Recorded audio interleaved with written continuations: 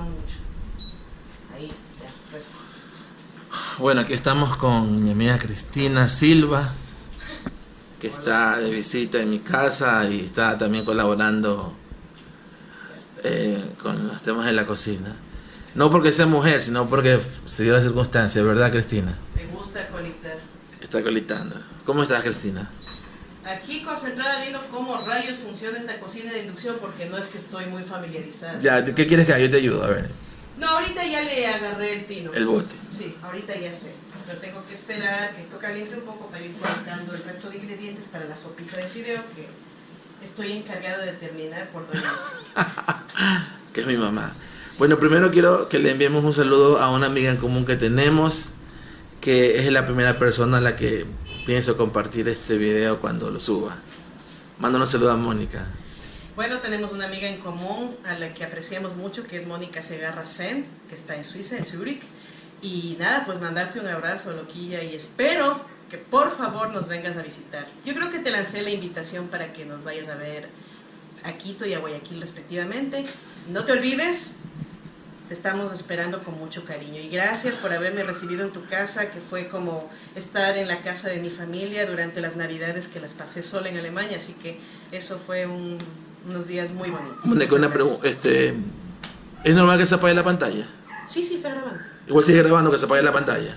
Sí, está grabando. Perfecto. Yo veo desde acá también que está grabando. Excelente, bueno. Entonces,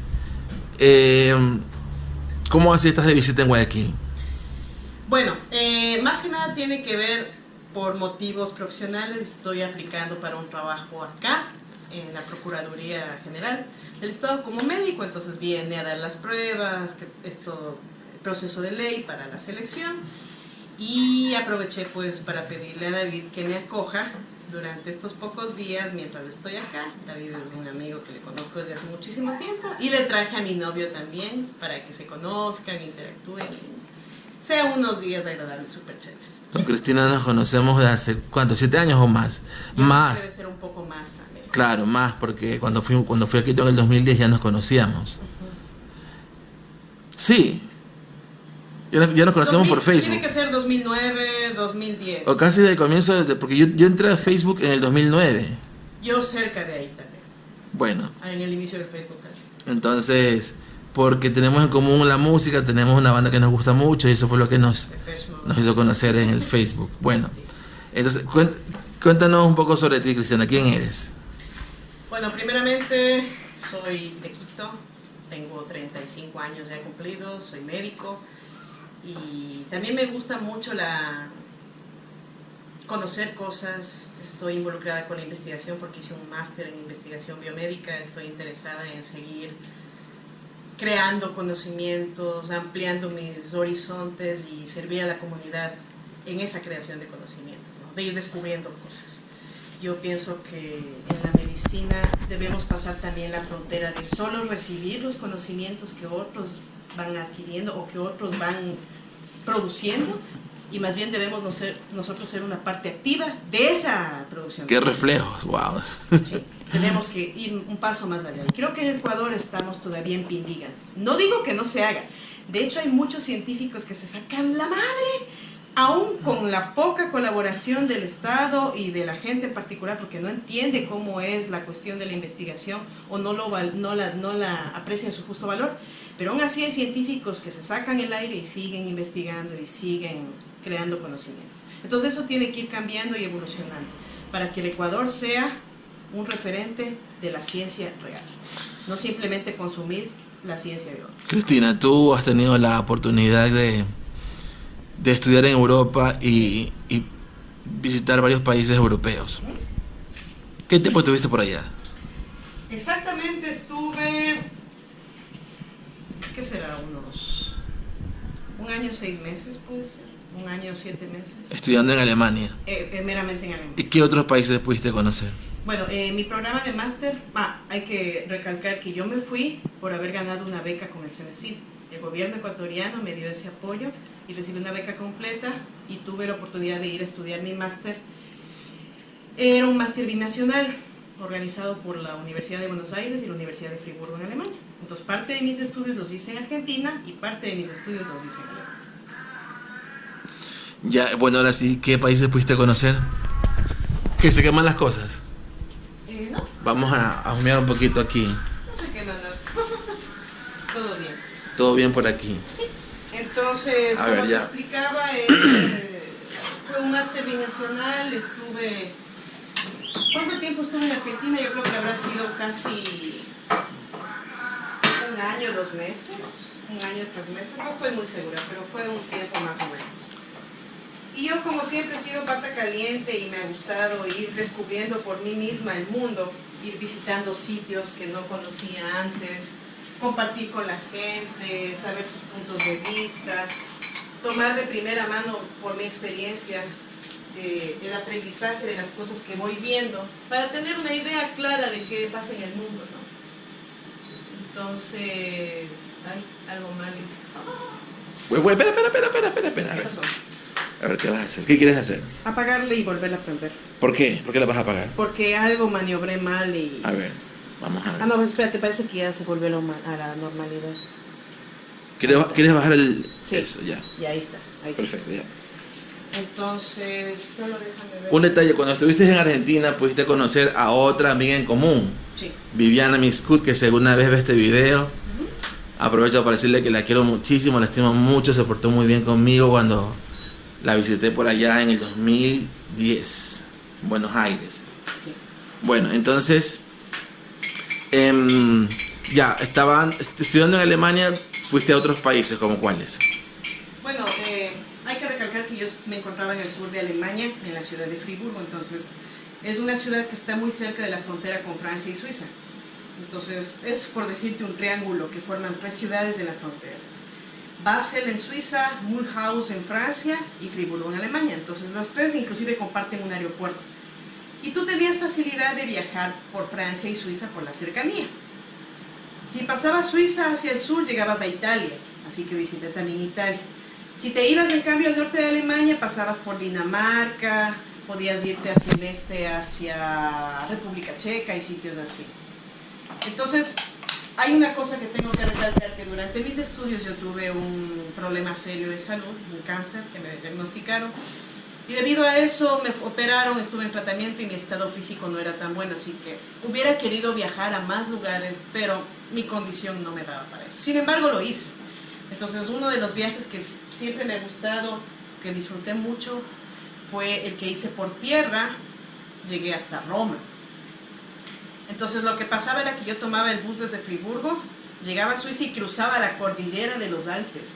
Toda esa parte en donde se encuentran todos los Alpes suizos, toda la frontera suiza-italiana, que es hermoso, o sea, son paisajes hermosos, que yo tuve la oportunidad de verlos de una manera fácil y no tan cara, pasando a través del carretero. O sea, fue una experiencia muy bien.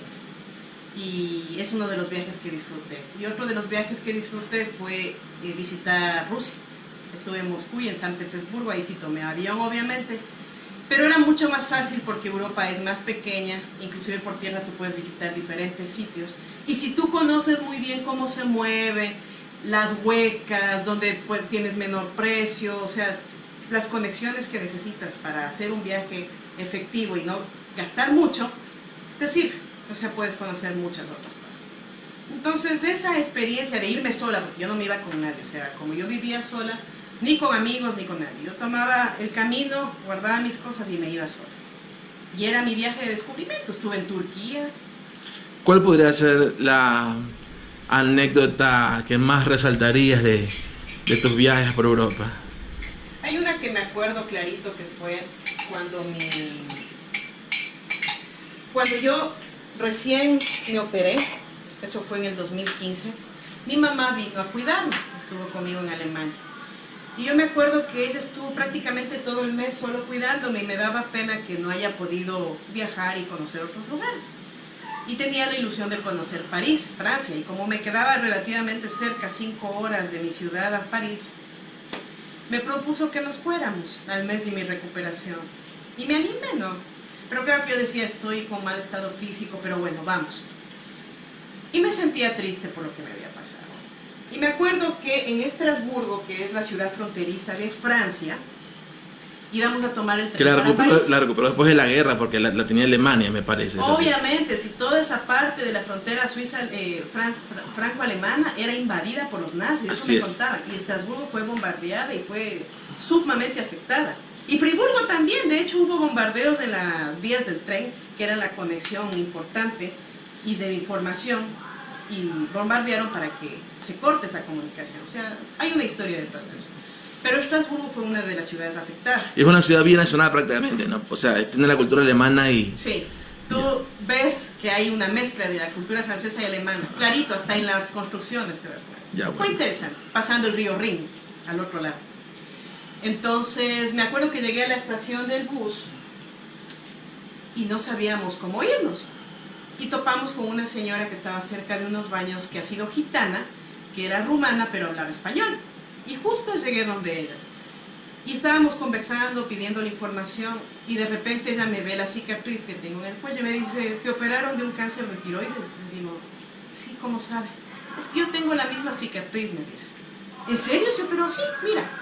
Usaba un vestido descubierto y no le veía absolutamente nada. O sea, estaba como intacto el cuello, como que nunca se hubiera operado. Y me dijo, mira, no te angusties, yo sé que ahorita se te ve feo, te sientes mal, yo sé que tu estado físico no es tan bueno, pero el tiempo va a pasar y cuando ya no te des cuenta ni siquiera, vas a estar completamente mejor. Y la cicatriz ni siquiera la vas a tener. Así que sigue adelante, tranquila, que así mismo es esto. Es un proceso lento, pero te vas a recuperar. O sea, fue de tal manera que tuve que encontrarme con una persona que vivió lo mismo para que me diera fuerza. Y no solo en Estrasburgo. En París, en una tienda donde fui a comprar unos pañuelos, me encontré con otra señora que tenía el mismo problema y me dio el mismo consejo. O sea, fue un viaje en el que me fortalecí internamente y me metí en la idea a mí misma de que esto iba a pasar, que era parte de la recuperación, pero que iba a salir adelante. Entonces, uno de los que más me marcó por esa experiencia conmigo. Y obviamente llegamos a París, caminábamos como podíamos, disfrutamos, conoció la Torre Eiffel, el Arco del Triunfo, la Plaza de la Bastilla, o sea, logramos hacer lo que ella quería y me sentí feliz por ella, porque pudo ir a uno de los lugares que siempre quiso conocer. Ahora hablemos de la parte sociocultural. Claro. Que es otra cosa que a ti te encanta. Ayer nos quedamos hablando hasta casi 2 de la mañana sobre política y temas sociales. Sí, así fue. Tú como ecuatoriana que tuviste la experiencia de estar en el exterior, en Europa, en naciones desarrolladas, ¿qué cosas notaste a tu regreso a Ecuador? ¿Qué cosas notaste que tú dirías, este es el tipo de cosas que deberíamos mejorar para en alguna medida copiar lo bueno de esos países más desarrollados? Lo que pasa es que es difícil decir que vayas a copiar o emular lo que ha hecho un país, porque cada país ha vivido un proceso de transformación, inclusive en base a cosas terribles, y eso ha permitido que ellos... Cierran a las 12. Te di cuenta a tiempo. Ah, bueno, mejor, así regresó. Entonces, cada país vive una consecuencia de algo que le pasó y va como madurando y evolucionando. Entonces, creo que nosotros como ecuatorianos somos una nación joven todavía. Como república somos jóvenes, vinimos de un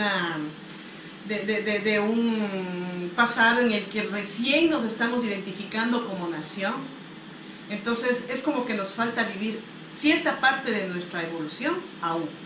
Por ejemplo, países del primer mundo, que yo no les llamaría de primer mundo, sino que fueron los primeros que empezaron a describir ciertas cosas. Por ejemplo, Alemania es un país que ha sufrido guerras, hambrunas, violencia, bueno, muerte, cosas terribles.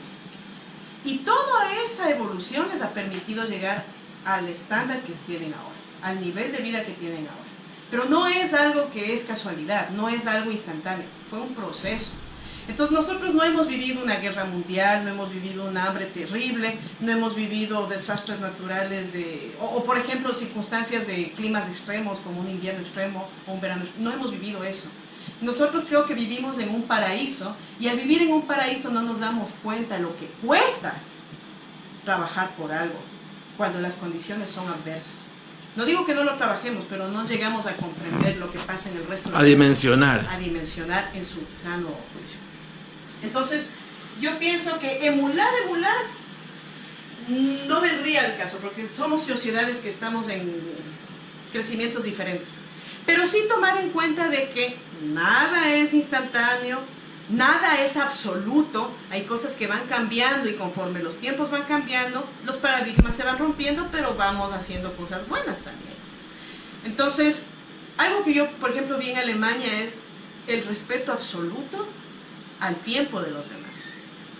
Si yo tengo un compromiso y me dicen, mire, yo le puedo a usted ver a las 2:30, por favor trate de venir puntual, es por algo, es porque esa persona ya programó su tiempo y te dio parte de su tiempo a ti para atenderte. Entonces, si tú llegas tarde o te olvidas del compromiso o pones excusas, es un irrespeto a la otra persona, aun cuando a ti aparentemente no te afecta.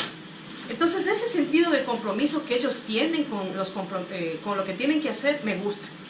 Porque eso da cierto nivel de seriedad y de confianza. Gracias, niña. Se fueron de aquí. Chao. Llegó la señora del majado, la señora del video del majado. No, quédate nomás ahí. Me gusta aquí. Aquí me gusta, Cris, porque hay buena luz. Porque espero que hierva para poner.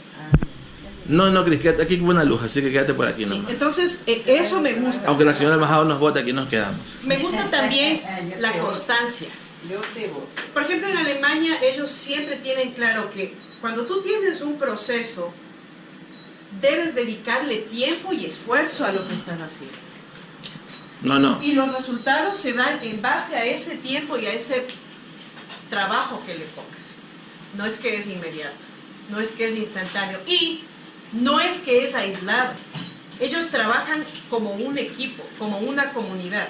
Por ejemplo, en un laboratorio, que era lo que me pasaba a mí, había personas que trabajaban en diferentes esferas, ingenieros, químicos, médicos, matemáticos, o sea, de diferentes esferas del conocimiento. Pero todos trabajaban en un equipo para sacar adelante un proyecto. Cada quien tenía un rol. Como un conglomerado. Como un conglomerado. O sea, no podían trabajar aislados, porque tampoco salía adelante el proyecto. ¿Sí? No era que te decían, sí, usted haga esto y yo hago esto. O sea, como que tú le das el trabajo a alguien más para que no hagas lo que tienes que hacer.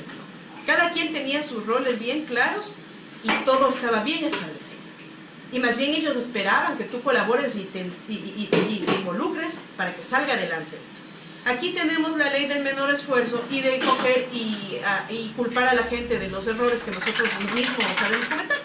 Y por eso la sociedad no avanza. En Alemania todos son responsables, todos lo saben. Todos tienen claro las reglas y lo que hacen y lo que no deben hacer.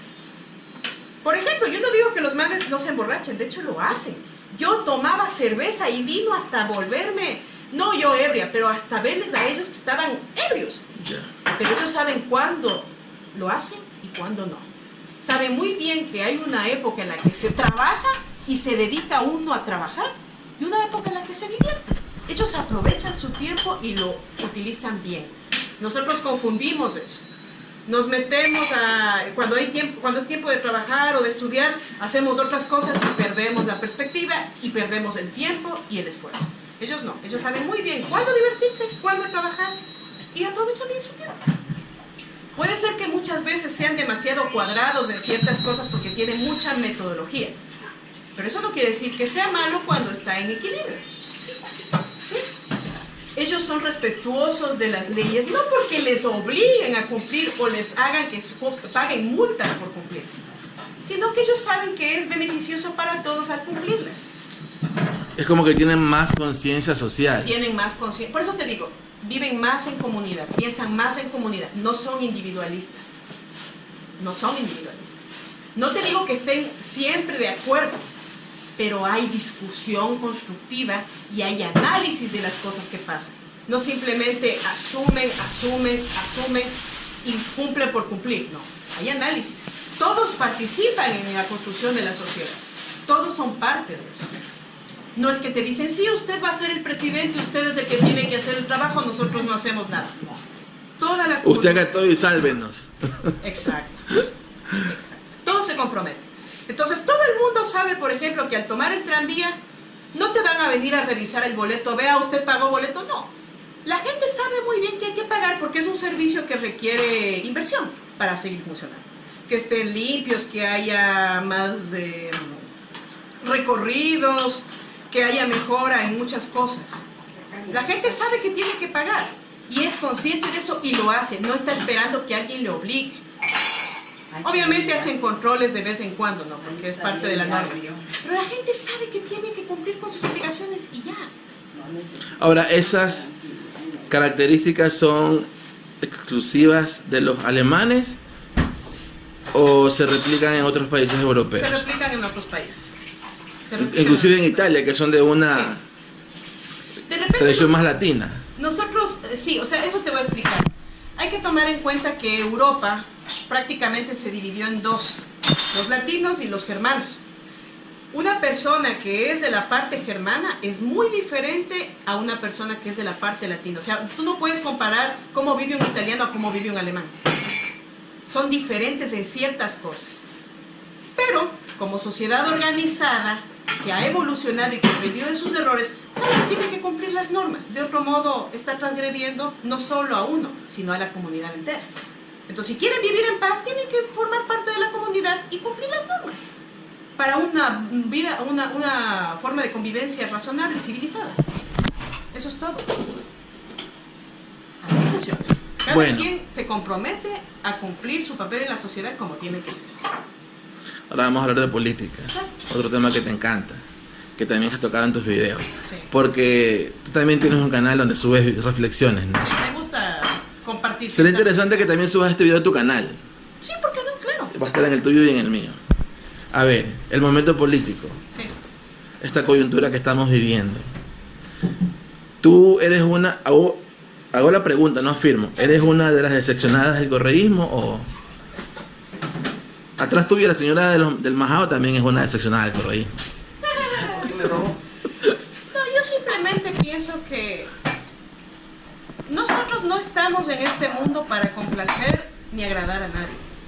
No estamos dando un examen en la vida para pasar o no pasar en la opinión de los demás. O sea, eso no funciona así. Y creo que la gente como que sentimentaliza estas cosas que son prácticas, que es llevar un estado de manera adecuada.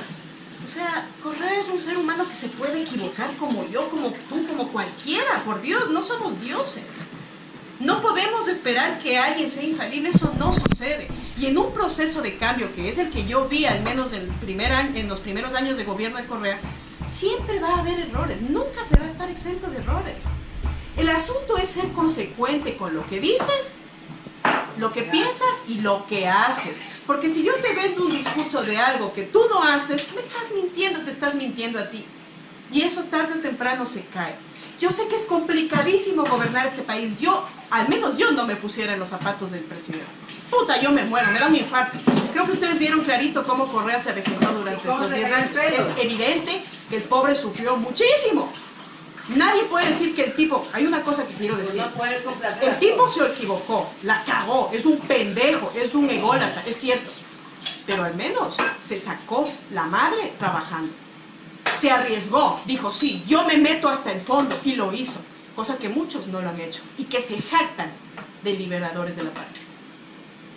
Él se mojó los pantalones, se metió hasta adentro e hizo lo que tenía que hacer. La gente tiene que entender que el cambio viene de uno, desde tu hogar, desde tu trinchera. Tú puedes hacer la diferencia o puedes seguir armando lío en esta sociedad. No hay, nosotros somos expertos en buscar excusas y buscar culpables. Sí, que yo no estoy conforme con esto, que este man, que esta man, que no sé qué, que no sé cuánto. Yo soy el techado de virtudes, soy lo máximo. Pero el primero que falla es uno, al no darse cuenta de que uno es el que aporta a la sociedad. La sociedad no tiene por qué servirte a ti. Tú eres el que sirve a los demás. Tú eres el que hace las cosas. No esperes que un mesías o un tipo que supuestamente sabe todo te cambie la situación. Haga los cambios. Eres tú mismo. Y tienes que comprometerte. Si tú quieres una mejor sociedad, tienes que sacarte el aire, estudiar, trabajar, hacer las cosas. No esperar que te caigan del cielo. Eso no existe. Eso no existe. Y en el primer mundo pasaba. También había casos, por ejemplo, el nazismo, que la gente se metió a creer en un tipo que les pintaba pajaritos en la cabeza. Y creyeron hasta la muerte muchos. Pero no pueden vivir vivir de una idea en las que les pintan todo perfecto o que les pintan todo catastrófico para que se enfrenten los unos con otros. No. Uno mismo tiene que aprender a conocer lo que les rodea y buscar todas las fuentes, buscar toda la información para hacerse una idea, uno, de lo que está pasando y dar soluciones. Si tú no conoces el medio en el que estás, no puedes decidir nada. Y ahora, yo veo con mucha preocupación de que la situación de la educación está gravemente afectada. Porque hay muchos muchachos hoy en día que piensan que tener un título no es sinónimo de éxito.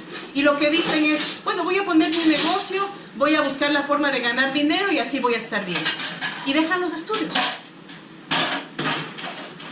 Yo realmente lo veo con preocupación, porque yo soy una persona que me he sacado el aire. Yo hasta el riesgo de mi propia vida terminé mi maestría por mi enfermedad. Pero yo sabía que eso me iba a dar herramientas para poder ayudar más a mi país. Porque es lo que nos falta, seguir avanzando en ciencia. Y yo quería involucrarme en la ciencia para poder aportar con mis conocimientos al país. Es mi obligación, pero también es mi deseo. Hagamos entonces, aprovechemos este momento para claro. que especifiques exactamente el ámbito de investigación de tu maestría, ya. Que también es bien interesante. Bueno, como yo decía, yo soy máster en ciencias biomédicas.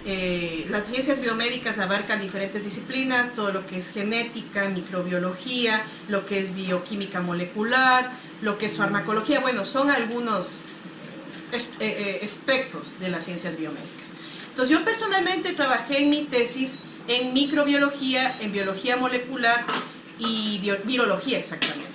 Entonces yo trabajé, por ejemplo, con el virus del papiloma humano para detectarlo tempranamente en muestras de Papa Nicolau de las pacientes, ¿sí? Entonces nosotros trabajamos desde el enfoque, ¿cómo se llama esto? De los ácidos nucleicos, detectando el ADN, porque el ADN es la parte más específica que te dice la presencia o ausencia de un virus o bacteria. O sea, si tú tienes el ADN en un tejido, es inevitable que haya infección. Entonces, lo que nosotros queríamos era detectar esa infección lo más pronto posible, aun cuando los pacientes no tengan síntomas. Entonces, usamos una metodología de los biochips de ADN, que son impresiones de un material que es la mezcla de un polímero que se adhiere a una superficie mezclado con el ADN con el que vamos a trabajar. Supongamos muestras de Papa Nicolau. Entonces purificamos el ADN, le mezclamos con el polímero y eso se imprime en micropuntos en una superficie que nos permita ver fácilmente. En este caso usamos unos portaobjetos de un material sintético de plástico. Con eso imprimimos los biochips, usamos una muestra que vamos a estudiar y esa muestra, si tiene el ADN, se va a unir con el ADN del chip. Y al unirse provoca una reacción de fluorescencia, o sea, una reacción luminiscente. Si tienes un tipo de luz, ese tipo de luz te va a indicar que es positiva la prueba.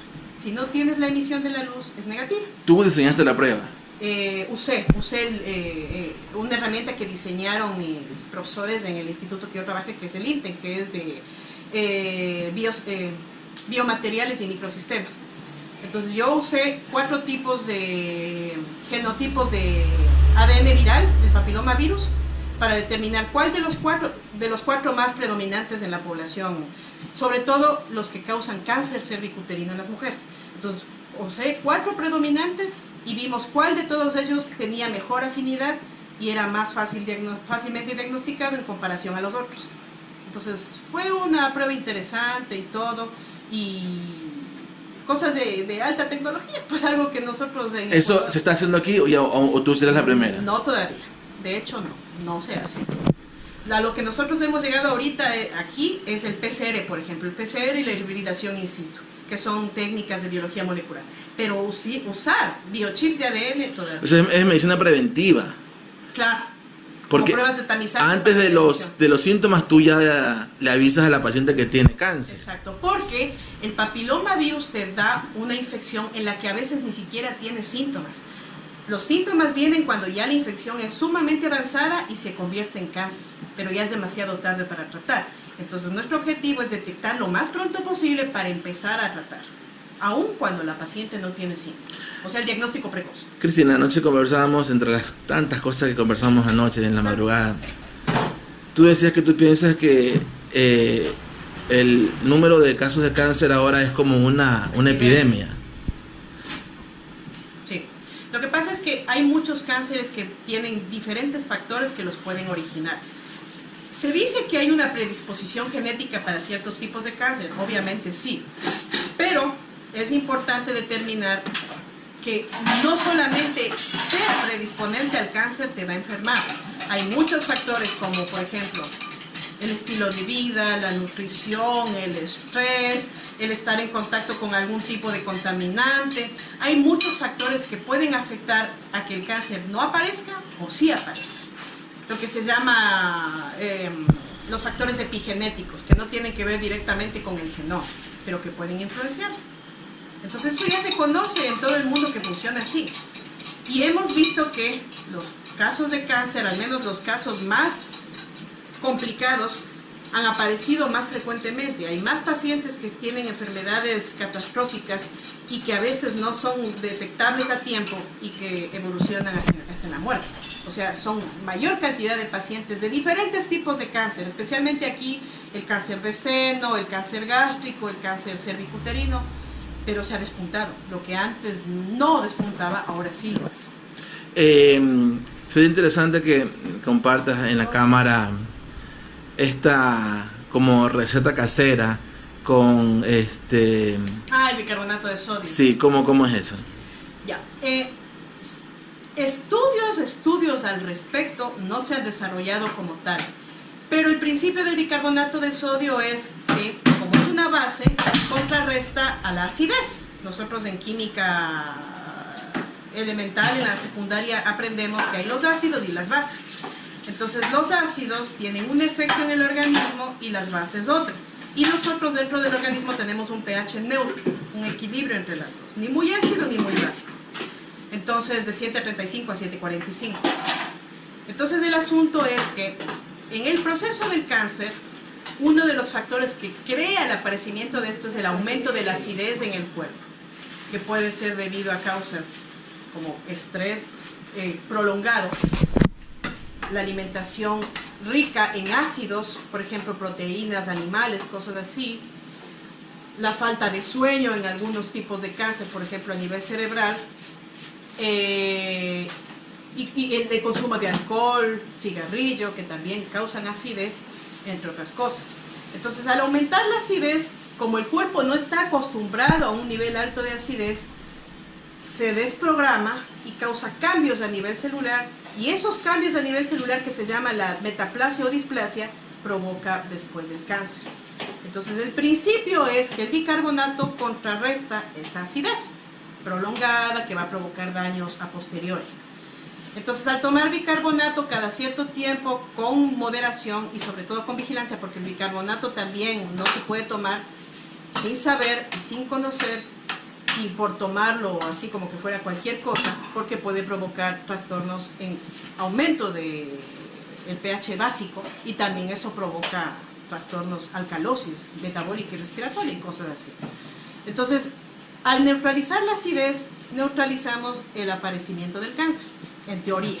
Entonces, mi idea es hacer un estudio para ver qué efecto tiene el bicarbonato propiamente dicho en ciertos factores que van a influenciar en el organismo.